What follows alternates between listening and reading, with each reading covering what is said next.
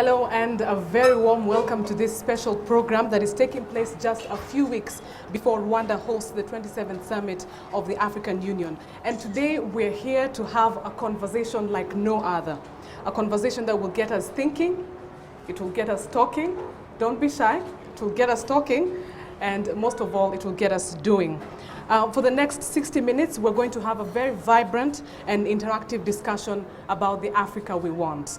But before we continue, I'd just like to note that the hashtag for this conversation is MyAfrica, and this will also be the hashtag we'll be using throughout this conversation, throughout the African Union Summit, around the topic of the Africa that we want.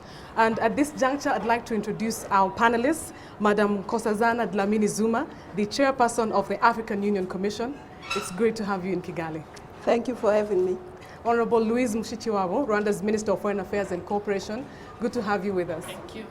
And of course, that young gentleman over there is Israel Bimpe. Did I pronounce your name correctly? Yes, correctly. Okay, good. He's a member of the Global Shapers community of Kigali and the founding curator of the Huye Hub. Welcome to the program. Now, like I mentioned, I'd like this to be a very interactive conversation. We'd like to have as many voices as possible heard. So from the onset, if you have a question, if you have something you'd like to say, just shoot your hand up, say your name, say where you come from, and then ask. But then I would ask you to be very brief, because then again, we don't want to have monologues, right? Yeah, we want everybody to speak, yeah? Let's have fun with this. And in setting the pace for this conversation, I'd like us to do a small exercise. If we could have 3 volunteers, just 3. You volunteer or I volunteer you? 3 volunteers, just 3 volunteers. Only men, wow. Let me have a lady volunteer. Yes, we have a lady back there. We have this gentleman over here and that one at the back there. So let's have the microphone, please. Let's have the microphone. Microphone. Thank you. Thank you. So in beginning, I need you to visualize Africa in the future. Visualize the Africa we want. And describe it to us in 3 words. I know that's really hard, yes? It's really, really hard, but it's going to help us to set the pace of this discussion. Just 3 words, and stick to the rules. Young lady, please tell us your name and tell us how you describe the Africa you want in 3 words. Please stand up, please stand up. My name is Erica. I would describe Africa as peaceful, united, and developed. Thank you. Next, at the back there. Africa as an independent... You didn't tell us your name. My name is Ethan Tashavia. Africa as an independent continent. 3 words, just 3 words. Stick to the rules. 3 words. Independent continent, 2 words actually. Thank you. All right, I think we can take that, independent. Then this gentleman over here had something to say. Thank you. My name is Emil. What you want would be in 3 words. In 3 words, I would say prosper, vibrant, and fair to all the citizens. Thank you. That's many words. That's very good. I couldn't just say fair. You broke the rules. You broke the rules, but it's fine. We'll keep you around. It's okay. Now, I'll start with you, Madam Zuma, based on what these young people have just said. And Africa has the highest concentration of youth across the world. These young people you see here in front of you represent a very critical demographic. And they are youth who want access to education, they want access to funds, and they want access to jobs and what have you. And I'd like to ask you, from where you're sitting at the African Union, do you feel there is sufficient political will to create environments for the youth to thrive and enable them to achieve the Africa they want in the words that they described? Well, I think the political will has to come from the citizens, who must push their governments, but who must also play their part. So I don't see it as just one responsibility for heads of state, but it's a responsibility for all of us. I think the political will is there, but we need more than political will. We need determination and commitment to doing what needs to be done. I'll shoot the same question to you, Madam Minister. Yes, thank you. I think, first of all, when we talk about leaders and leadership, a bit as the chairperson just said, we're all leaders in our own environments and in what we do. Africa has everything Africa needs to move forward in many different ways. But for young people especially, I believe that we should not be stuck on what's not working in Africa. Otherwise we get discouraged. Part of it is history, part of it is our own predicament, part of it is leadership. So I think when we look at the future from where we sit today, we have tools, we have the world open to us, we have each other, the interconnection amongst young people. Israel here was telling me he's a student in pharmacy at the National University of Rwanda, and he leads the global international network of student pharmacists. It's amazing. So we should be taking our continent where we want it to be, even with all the roadblocks and the difficulties. I think where we sit today is a much better place than the liberators of the continent did a few decades back. And Israel, I'd like you to join this conversation. You heard from your peers here in their own 3 words. I'll ask you to start with your own 3 words and then just join this conversation. Madam Zuma talked about political will has to come from our communities, from people like you. From Kigali Shapers and myself, we believe for Africa to thrive, all we need in 3 words is visa-free Africa. I think that deserves a round of applause.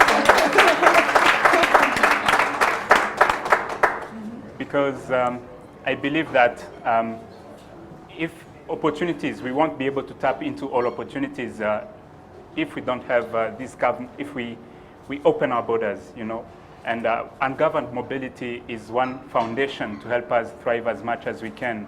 And as Honorable Minister just said, to be able to collaborate with each other easily. And one thing is our minds are open enough to open borders. Absolutely, that's great. But we'll get into the conversation about the visa-free Africa in just a few minutes. But I'd like to come back to the point that the minister raised about the environments, creating equal opportunities for all, and in this case, especially for the youth, and of course for women. And the women resonate with the theme of the African Union Summit. So we need to empower them to do more. Rwanda has taken the lead on that, but then comes the question, how do we replicate that success across the continent? Madam Zuma. Well, first of all, I think sharing information, showing that it's possible. Secondly, we at the African Union have started something called the Gender Scorecard, where we look at different aspects of women's lives and say how far has each country moved in that aspect, whether it's access to clean water, whether it's access to electricity, whether it's participation in parliament, in business, whether it's land rights. So we hope that this will also create enough political will, if I were to use your words, but also momentum to move things forward when each country is scored and it sees where it is and it sees that there is a country that has achieved, and so it knows it's possible. Secondly, I think women should not be talked about as though they are passive recipients of some kind of largesse from somebody. They are organized and must be more organized. They must define what they want, and they must work for it. And where that happens, things move faster. So I think we must be, as women, we must be the agent of change ourselves, and then make sure that those who need to open doors do open doors. And I think it's also very important to have role models for young women, not only in politics, but in all areas of human endeavor, in the judiciary, in academia, in civil society, in community leadership, in every area that you can think of, so that young girls, when they grow, they can see it's possible. Because if you are in a university, you are trying to study physics, and you look at professors, there's no woman professor, you then begin to think, hey, maybe it's not for us, yeah. you know. So I think all of us should work towards that.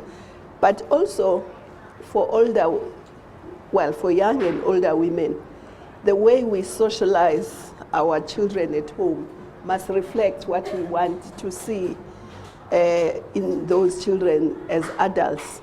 Because it doesn't help to socialize your young boys and girls differently, creating the impression that the young boy is a little prince to be waited on by the sister. And then when they are adults, you expect them to understand equality. It must start at home, the way we socialize. So right through life, teachers must also encourage women to do, young girls to do anything that they think they want to do. So that there should be no barriers. There should be nothing that says, oh, you can't do that because you are a woman. No. Just as nobody says you can't do that because you are a man. And if they do, they shouldn't say, because a man can do anything short of childbirth, but the rest, that's our preserve. Indeed, that empowerment has to come from at a very early stage. Yes. Madam Minister, you're here representing the Rwandan government, and the African Union Summit is coming to Rwanda. Yet another incredible opportunity to inspire the whole continent about Rwanda's achievements in these areas, youth, women and youth. I become a bit uncomfortable when we talk about Rwanda being the model for, because I know we have many weaknesses to begin with, sometimes not very visible, but you know, we must admit there are areas where we still are struggling. So, but that said, I think not just the upcoming summit in Kigali, any opportunity that presents itself for Africans to learn from one another, to even get to know each other better, which we don't really know each other well, and we'll probably get to that when we talk about opening our borders. The upcoming summit is a moment of excitement for many of us in Rwanda. Its theme is the rights of women, many of which the chairperson just touched on. But for me, you know, in many parts of the world, it's about creating, giving the tools and creating an environment that is that allows women to do so many things and fulfill themselves, and but it's also about the relationship with men. And I think what we see here in Rwanda, which has really become a culture, I keep repeating myself because I find it really revolutionary, that it's not really a big deal that, at least in this country, not anymore, that a woman is doing A, B, C, D. But it's also important that when women are getting their rights and they're improving their lives, it's not against men. It should be with men. And that makes the relationship better, you know, especially all of you young women.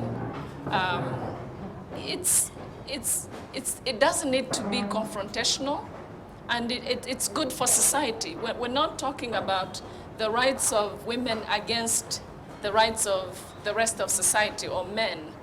It's about providing that environment which has not always existed in our societies, but alongside men. So that relationship between men and women that recognizes that there were mistakes made in our past and in our history, and now we all belong and we share the same country, we face the same challenges nationally and globally.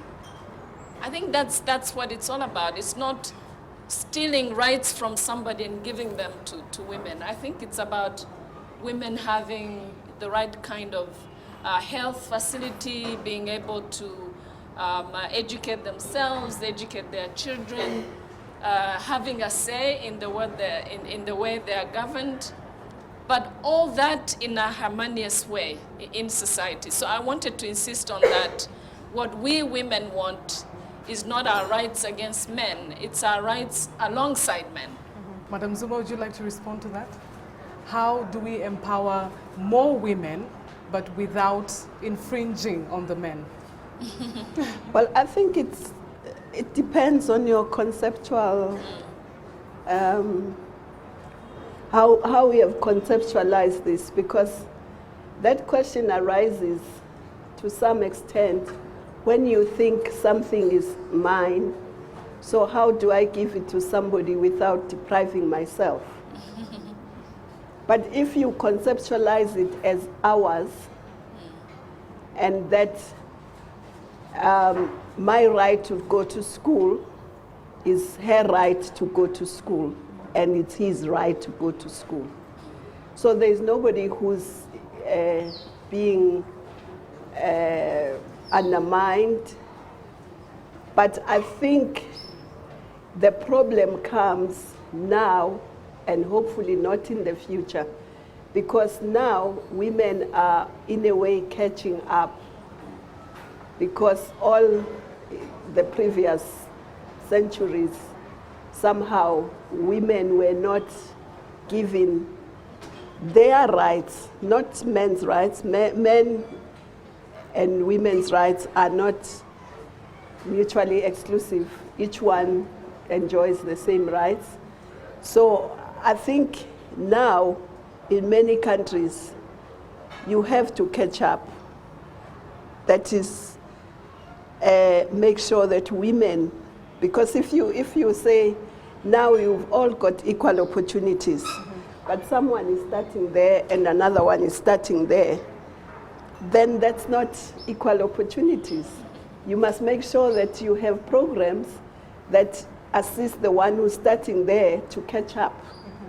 And I think that's why that question arises.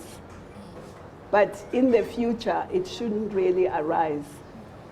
But we should look at it that way, that yes, we have to ensure that women do catch up without necessarily saying the men must go back to the starting line where the woman was, but women must catch up.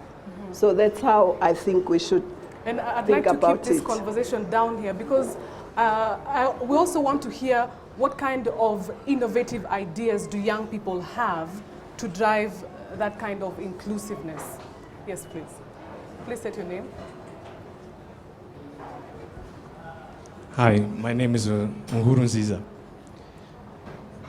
So, actually, You have Israel. a question or a comment? It's a comment. it's a comment, and then I'm going to a question. Okay, Yeah? make it Very brief. quickly, very snappy. All yeah? right. So Israel touched on the issue of mobility, for to create opportunities, or to grasp opportunities. Now, how can we look at, for instance, the issue of social mobility? Social mobility in order to increase our opportunities. For instance, we have great technical schools in Rwanda, in Africa, where students can master the art of carpentry, for instance. However, the world is rapidly changing and carpentry might become obsolete. We are looking at additive manufacturing and we're looking at 3D printing. And we can print a whole set of furnitures. So how do we ensure that this social mobility is raised to a level where we can compete with the rest of the world and make sure that everyone can use their education to obtain a job, to sustain a life and a family? Madam Minister, would you like to respond to that? Yes, it's a very good question, but it's also the question that even countries have to answer. It's a competitive world, and the more innovative, advance faster, and make money faster. So I think it's a question of adjusting on one hand and specializing, creating your own unique product. It's the same question one would ask when you look at, for example, our country, Rwanda, 26,000 square kilometers next to massive countries that have had for decades all kinds of industries, manufacturing, tourism, you name it. So for us as a country to compete, we must do things differently, or we must create our own niche, or provide an environment that is better to do business than, for example, our neighbors. So I would not worry too much about carpentry running out of fashion and therefore impeding social mobility. I would perhaps figure out how to do specialized carpentry. Just as Rwanda has grown coffee for years, but we've decided as a strategy to go for what they call specialty coffee, gourmet coffee, as opposed to, it's the same coffee we've been growing, but because the world is going into a different mood for coffee, then you need to upgrade and catch up. So really for me, it's a question of that there is no impediment to social mobility, except nothing is going to be brought to you on a platter. You have to look around and figure out where value addition is for you and develop that competitive edge. So, and here I think the role of, there is a role for governments to play also, which is to allow all these other opportunities, first of all, to be known, and support in many different ways so that individuals or companies can sort of move and so I would not worry too much about it, except I would want to have as much in terms of facilitation as possible. But otherwise, people are moving way up, others are still slow, and so it's a question of getting your competitive edge and specializing and doing things differently from others. There was another gentleman at the front here who had something to say. Yes? Please pass the microphone. Thank you. Thank you very much. My name is Gatete. And I wanted to come back to the question of earlier of what we can do to ensure that women are as competitive as men without impeding on the rights of men. And my comment was, when we say that women are catching up and when a woman has gone to school, it's an achievement. But for a man, it is not an achievement, it's a normal thing to happen. What makes anyone in society think like that? So my question, and it's probably also the same question as to what Murunziza was asking. It's about what are we doing about the gatekeepers of this oppression? What are we doing about history? What are we doing about religion?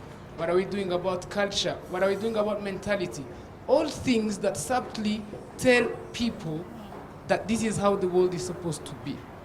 As far as women are concerned, and gender equality is concerned, it's about what you read in the Bible will tell you that the man is superior to the woman. So the woman will still catch up because society is shaped in a way that women are supposed to be inferior. Therefore, when they make it even, it's an achievement. And which is why I was asking what kind of innovative ideas can we have to start questioning these monuments of oppression, which are history, religion, culture. That's where the oppression is embedded. That's where it is. If we want to ensure that the industry in our country thrives, we want to start questioning people who believe that consuming local products are supposed to be inferior to international products. It's Questioning all the about mindset. mental thinking. No one will impose to you if you believe that your products are supposed to be given priority, then your products are going to be sold because you don't think that the best products come from somewhere else. Same thing with, you don't think that women are inherently inferior to men. These things are engraved into the Bible, into the culture, into the history, into the mentality. All right, thank you. Thank you so much for that. And I think most of what you say helps us or leads us into the next part of this discussion about the visa-free Africa. And during the World Economic Forum, any Kigali Global Shaper who is here might correct me if I'm wrong, but I understand that's when the Visa-Free Africa petition was launched, and already Rwanda issues visa on arrival for all African nationals. But I'd like to hear from you, Israel. Why did you feel the need to launch this petition? Well, during the World Economic Forum, we had 50 shepherds coming from all over Africa who came here to Rwanda. And in our discussions, we tried to think about how can we collaborate? Why don't we meet often? Why is it hard for us to work together? We have different ideas, we have, approached differently. And social media also is something which has put us together in a better way, where we are now more open to collaborate with each other. We are now more open to talk to each other, but it's closed. And looking at what East Africa has done by opening borders where we can cross with ID cards, we have seen a huge growth of movements across borders, where students go for exchange programs, where young professionals go for learning fellowships 1 week, 2 weeks, because it's easier to travel. It's easier, there's no roadblock, you will not take a lot of time. So we said, for us to be able to collaborate more, for us to be able to achieve what the continent wants to achieve, and it's a belief that we share that the Agenda 2063 of the African Union can come even closer if we are able to have these platforms more developed, if we are able to have this continent more open for each other and opportunities shared among each other, knowledge shared and everything. So that's what is the backbone of our idea. Sorry to cut you short, but I'm sure Alice would like to hear your take on this. I'm in these discussions a lot about, peacekeepers and troops and, conflict resolution and so forth, just as part of my job. But again, about mindset. And earlier we were discussing something else, and this came up with the chairperson. Why do we need to think that we have to have conflict in the first place? When we're thinking troops, when we're thinking whether it's local troops or international troops or other countries, why don't we push our minds into not having conflict to begin with? Because it's very costly. It's extremely costly in human life, in development, it brings a lot of interference that we don't even need. So I'm really more a partisan of what is it we can do to make sure we don't need troops to begin with.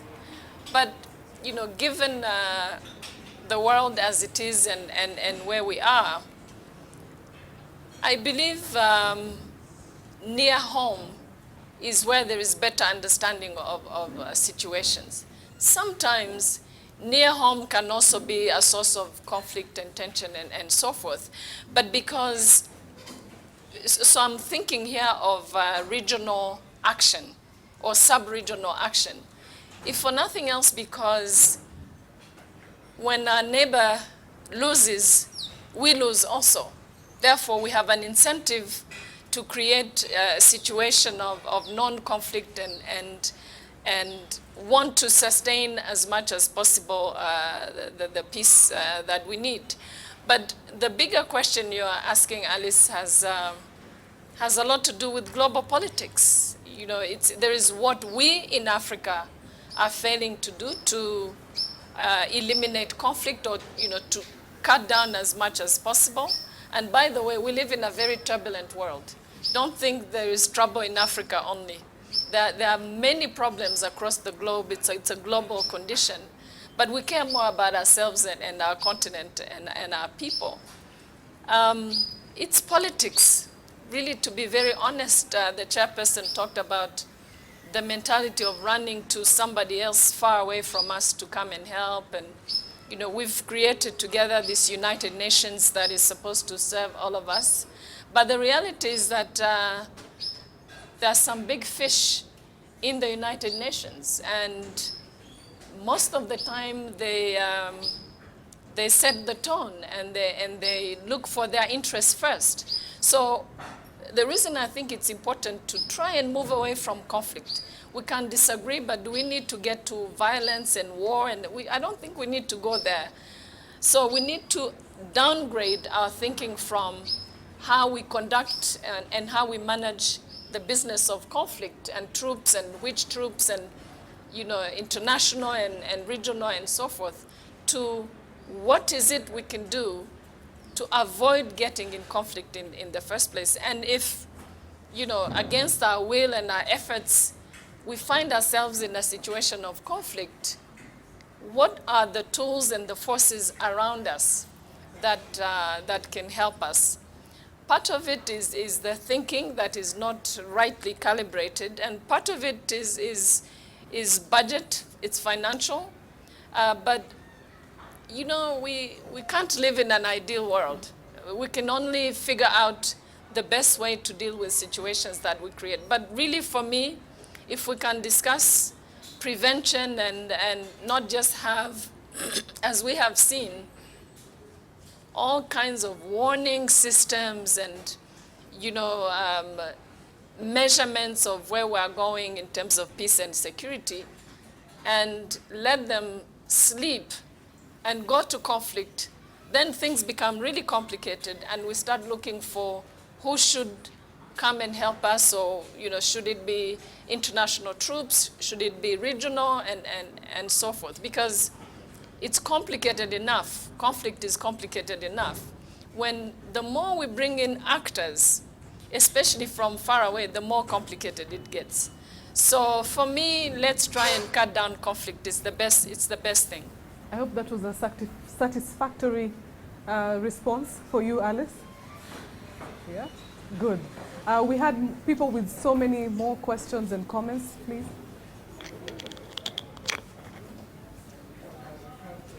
Thank you. My name is Umhoza Therese.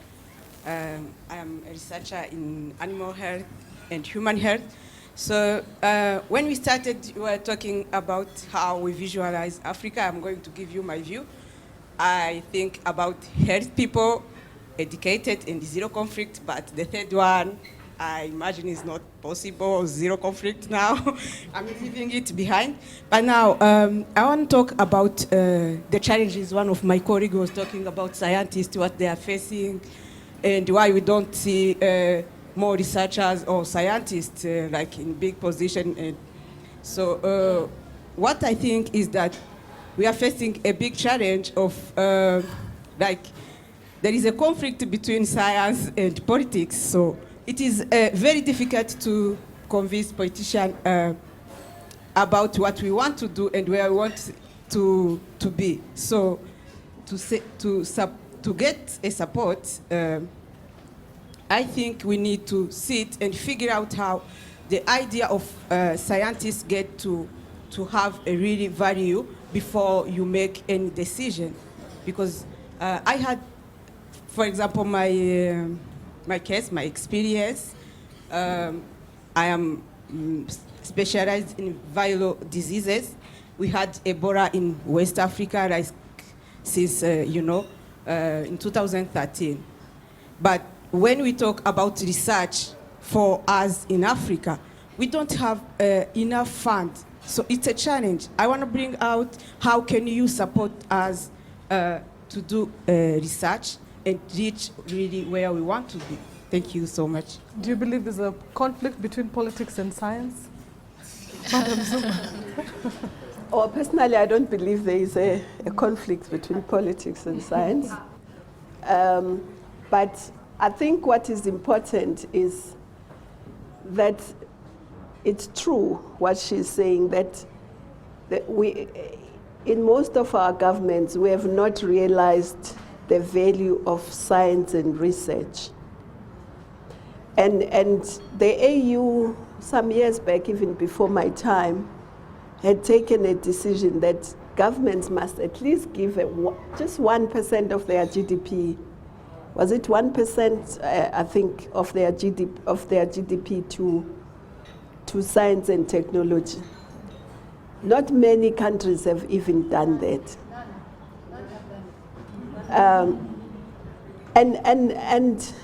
And yet it's so important, especially in today's world. We need scientists. We need funds to research.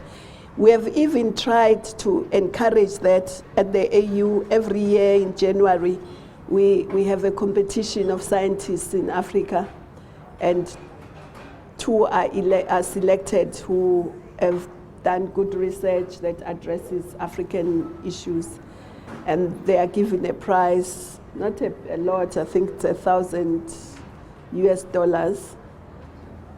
But it's also a way of just encouraging, because from where we sit, we understand the value of science and research.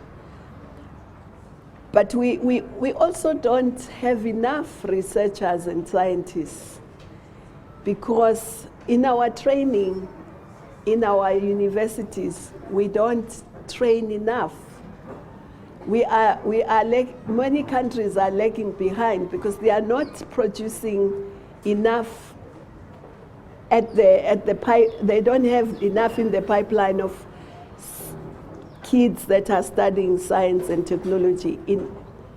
I think there's only one country that has started doing 70-30. Most of our countries are still very far from that. I'm not saying social scientists are not needed, they are, but not in the proportion we are producing them. We need more scientists, so we need more STEM. So both sides must work. We must produce scientists, we must fund science.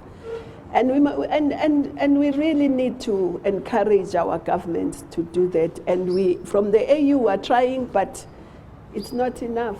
We meet them only twice a year. We live with them. Let's have more questions on that side. I'll come back to you later. Yes, please. First, I wanted to comment on the question of, women in politics, ministers, AU leaders, parliament. I think the narrative is not just that. At least we know in this country that, and I think perhaps the reason we hear more about 64% in Rwanda's parliament is women and half the cabinet and so forth, is because of the history and so forth. But it's not true that the narrative of women is driven by the women in the political circles.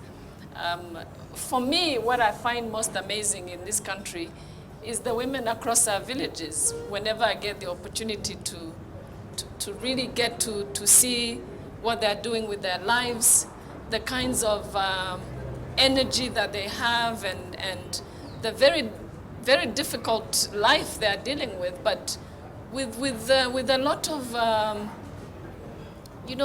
dynamism. Women, young and old, in our villages are really, for me, they're the real heroes, because I have so much more than they have, and they're still very energized about their lives. They're taking care of society. They're taking care of their homes, their kids. they are farming or they are doing other things with much less than what we have. And I think that's a story that is very well known across Africa, particularly in this country. I know that is a fact. So perhaps we need to drop the narrative of women in politics and just turn our eyes. I see some media people here. Turn our eyes to the average women in our countries that are doing fantastic things, incredible sacrifices. And as exciting as it is to be a woman foreign minister, and there are so many women who are, out there on the marketplace that are farming, they are selling, they are sustaining lives, and they're excited about their lives. So I think that's also a social thing that we need to pay attention to women who are not necessarily in politics. But maybe just to add, I think part of the point that was being made was that we should broaden it to other spheres, important spheres, rather than, because indeed where we've made progress is mainly in politics and maybe in business a little. But in all the other areas, we have not. So I think it's important. Air Rwanda, how many, are you having 50-50 pilots? SAA, are we having 50-50 pilots? No.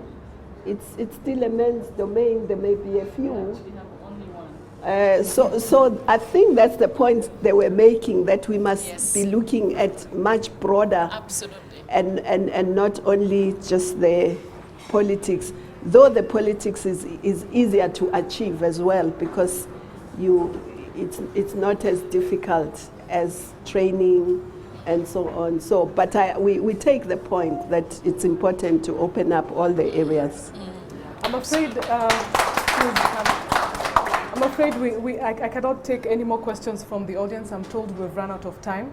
But I'd just like to ask one final question, which will be their parting shot as we wind up this discussion. We've talked so much about the youth empowerment, driving growth towards the Africa we want. But there's a lady there who raised the question of leadership. And it's these young people that need to be shaped into becoming the leaders of tomorrow. So as a parting shot, I just need to hear your comments about how do we get that? How do we shape those leaders who will be at the forefront in future? I'll start with you, Israel. I will agree with the argument that was posed earlier, saying that the youth should take the forefront and don't wait to be dragged or to be pulled from down. You have to fight your way into that. And build your own platforms where you can grow your skills, you can grow your potential, and find your way to the top. Good. I have many parting shots, but let me just say that... Pick the best. I find that young people today have incredible opportunities. So seize them. I'm looking at you and I'm thinking when I was the age of many of you, and my world was closed in, and I think I traveled only once to Nairobi and I thought I was in heaven. When I was in high school, and you look at everything that is reachable. Doesn't mean that you will reach everything, but I really think when we talk about opportunities, it's not a cliche. It's taking advantage of things big and small around young people. And of course, that is with the understanding from us on the political side that we need to continue to make it easy and even easier for you. But, the world is open for you. Thank you so much, Madam Chairperson. Well, I think for the young people, they belong to now, but they will inherit the future. So you must participate in shaping that future. That's my parting shot. A round of applause for our panelists. Thank Thank you so much. This has been a very stimulating discussion. I wish we could go on, but unfortunately we have to stop here. Thank you so much, Madam Chairperson, for taking the time to be on this program. Thank you, Madam Minister. Pleasure. And thank you, Israel. And thank you to all of you. I think you all deserve a round of applause. Well, you are watching this special program